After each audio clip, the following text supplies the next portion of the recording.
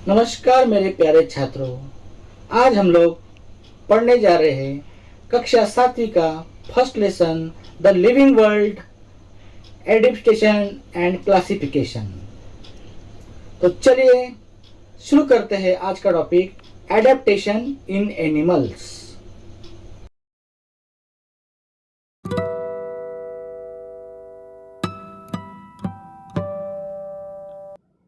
Hello बच्चों, हम लोग अपने आसपास बहुत सारे जानवर देखते हैं, रोज़ देखते हैं। उनमें से ऐसे कुछ जानवर हैं जैसे कि डॉग, कैट, एलिफेंट, कछुआ, पैरट, डक। ये सब जानवर हम देखते हैं, लेकिन ये सब जानवर क्या एक जैसे होते हैं? नहीं, इनकी कुछ विशेषताएं हैं।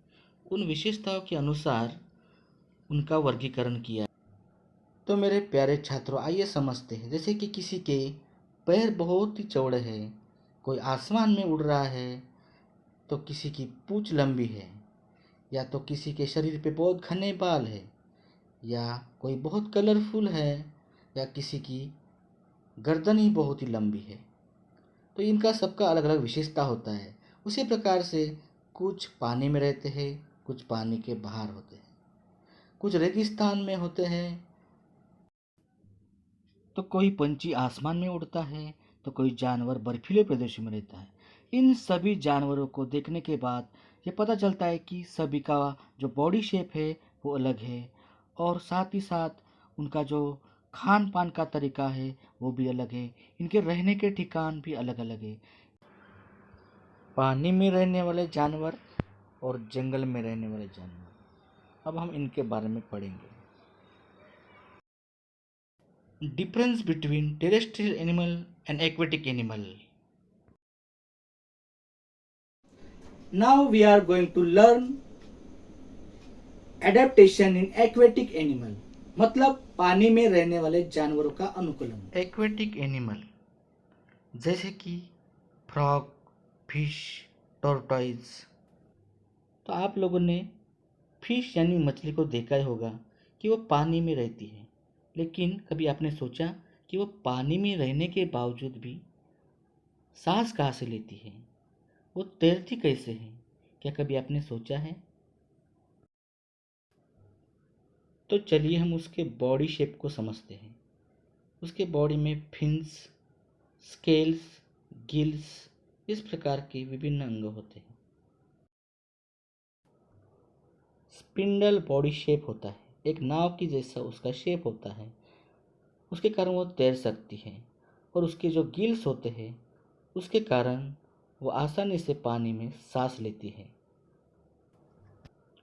फिश के पेट में एक एयर ब्लैडर होता है, जो एक वाइट कलर का बलून जैसा शेप होता है, उसके कारण वो आसानी से तैर सकती है। और ये देखिए, ये है मछली की आँख। ये एक कांच की भांति ट्रांसपेरेंट होती है। Observe the bodies of frog, duck and tortoise. ध्यान से आप इसका निरीक्षण करिए।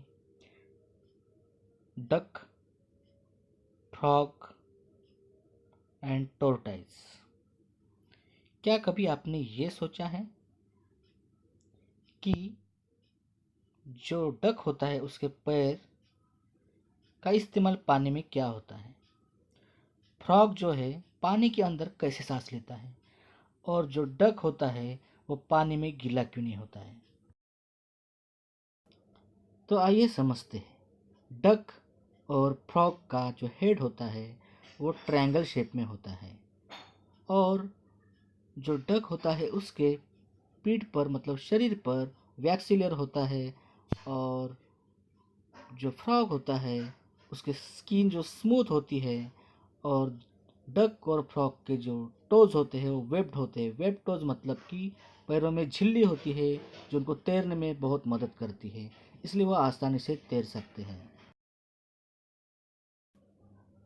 और साथ ही साथ मज़ेदार बात यह है कि जो मेंढक होता है उसके कलर के कारण वो अपने आप को घास तथा झाड़ियों में आसानी से छुपा सकता है और खुद को बचा सकता है। डक और फ्रॉग, ये दोनों में एक खास बात है कि ये दोनों पानी में भी जिंदा रहते हैं और ज़मीन पर भी जिंदा रहते हैं। मतलब ये परिस्थिति के अनुसार अपने आप को ढाल लेते हैं, समझौता कर लेते हैं और अपना जीवन बिताते हैं। इसी को हम लोग अनुकूलन कहते हैं। Adaptation in forest animal and grassland animal. Now we are going to learn about carnivorous animal, मतलब जो जानवर मांस खाते हैं उनके बारे में हम लोग अभी पढ़ेंगे। Let's start. आपने जंगलों में या जू में देखा होगा, जैसे कि लायन, लेपर्ड एंड टाइगर। ये जो जानवर हैं, टाइगर को आपने देखा होगा कि उसके पैर बहुत चौड़े और स्मूथ होते हैं और उसके दांत इतने नुकीले होते हैं, पॉइंटेड टीथ और शार्प टीथ होते हैं। ये इसलिए होते हैं ताकि वो जानवरों का मांस फाड़ कर खा सके और अपनी भूख मिटा सके। उसी प्रकार से उसके जो पंजे होते हैं इतने स्ट्रांग होते हैं कि वो आसानी से दौड़ के अपने शिकार कर सके और जानवरों को मारकर उसका भक्ष्य को खा सके। इसलिए उसके पैरों का आवाज़ भी नहीं आता, क्योंकि उसके गद्दे जैसे पैर होते हैं। हर्बीवोरस। हर्बीवोरस मतलब कि घास खाने वाले जानवर। घास खाने जानवरों में ज़्यादातर हिरन। हिरन जो है जंगलों में हरी भरे पेड़ पौधे खाता है। उसके स्ट्रॉन्ग टीथ, मजबूत दांत होने के कारण उसको वो आसानी से चबाता है, उसे हजम करता है। हिरन का जो सर होता है, उसके सर के जस्ट नीचे उसके आके होते हैं, माथे के नीचे। ये इसलिए होते हैं ताकि वो अपना बचाव कर सके। हिरन का कलर घास पेड़ पौधे जैसा होता है, उसके कारण वो खुद को छुपा सकता है। हिरन के जो कान होते हैं वो आसानी से घूम सकते हैं, फ्रीली मूविंग ईयर्स, ताकि वो अपने दुश्मनों से बचाव कर सके, दूर दूर से उनकी आवाज़ सुन सके। हिरन 360 डिग्री में जानवरों की आवाज़ सुन सकता है और खुद को बचा सकता है। तो मेरे प्यारे छात्रों, आप समझ गए होंगे कि एडाप्टेशन यानी अनुकूलन मतलब क्या। जानवरों में उनका रहन सहन, उनके रहने की जगह, उनका खान पान, वो कहाँ रहते हैं, उनके बॉडी शेप कैसा है, उसके हिसाब से प्रकृति ने उनको बनाया है। उनकी रक्षा करने के लिए उन्हें वरदान दिया है, उस तरफ से उनको बॉडी को बनाया है। जीव जंतुओं का, प्राणियों का परिस्थिति के अनुसार उनको खुद को अपने आप में ढालना और अपना जीवन बिताना, इसी को हम एडाप्टेशन अनुकूलन कहते हैं। Thanks for watching. इसी तरह के एजुकेशनल और इन्फॉर्मेटिव वीडियो देखने के लिए चैनल को लाइक एंड सब्सक्राइब जरूर करें।